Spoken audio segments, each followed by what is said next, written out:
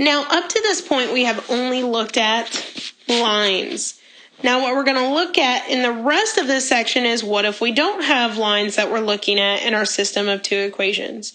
For example, in A, the second graph, the x plus y equals 3, is a line, but the first one, the x squared plus y squared equals 5, is not a line.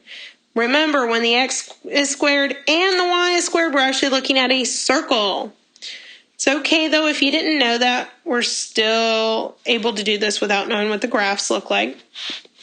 Now, this one, there really is no way to do elimination with this because I can't turn them both into x squared terms so that they cancel out. One's an x and one's an x squared. So for this particular one, I am stuck with substitution. So I need to pick one of the equations to get the x or the y by itself. Well, I'm going to pick the easiest one, the bottom one, which is the x plus y equals 3. The question is, do you want to get the x by itself or the y? We're used to solving for y, so let's get rid of the x. So we'll subtract x from both sides, but it doesn't matter. You could have done it the other way around, which will get me a y equals negative x and a positive 3, so plus 3. Now, what am I going to do with this? I'm going to take this and plug it into the equation I haven't used wherever there's a y. So the equation I haven't used is that x squared plus y squared equals 5. And again, remember, I'm plugging things in for y. What am I plugging in for my y specifically? I'm plugging in a negative x plus 3. Remember, when you make that swap, to don't forget your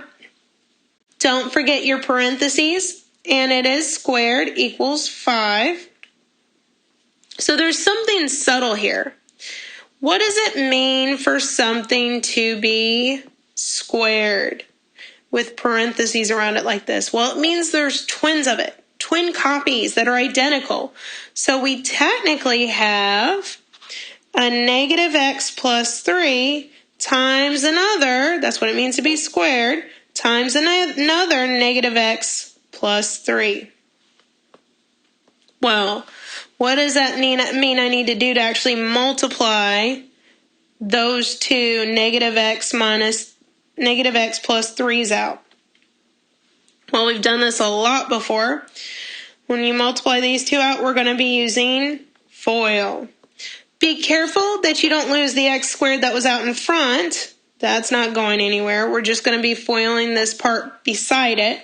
Well, the negative x times the negative x first will get us a positive x squared. Then the negative x times the 3 will get us negative 3x. Then the positive 3 times the negative x will get us a negative 3x. And the positive 3 times the positive 3 gets us a positive 9. And then what did the other side equal? The other side was already a 5, and we have not touched it, so it's still a 5. Now we need to combine our like terms.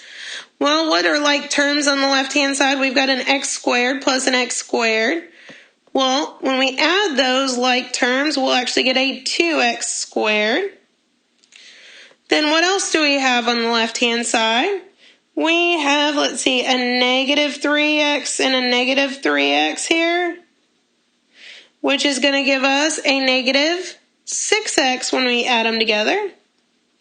And we also have that plus 9 equals 5. Remember, at this point, we have a quadratic equation. Remember, quadratic equations are, when they get solved, they have to equal 0 first. So the problem with this guy is it does not equal 0. So to make it equal 0, I got to move the 5 by subtracting 5 from both sides. Let's see, that gets me 2x squared minus 6x plus 4 equals 0. Now what's really neat is, let's see, everything here is divisible by a 2. So I can divide out everything on both sides by 2 without changing anything. This will give me x squared minus 3x plus 2.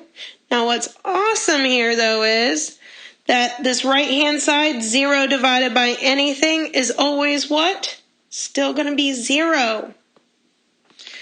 Now, we learned this in one of the previous sections is once we have a quadratic equation equal to 0, the hope is that it factors.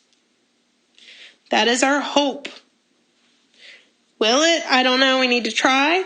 So we need 2 factors of 2 that add up to a -3. And yes, that will factor. That will factor out as an x minus 1 and an x minus 2.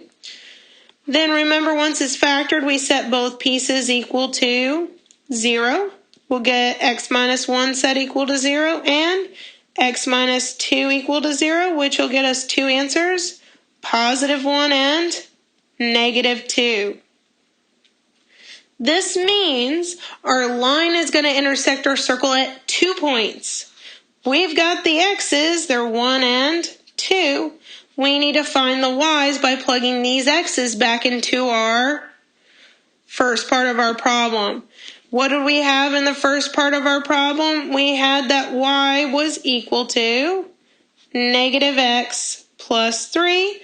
So I'll plug in my values. My first value here for x was a 1, so let's plug that in first.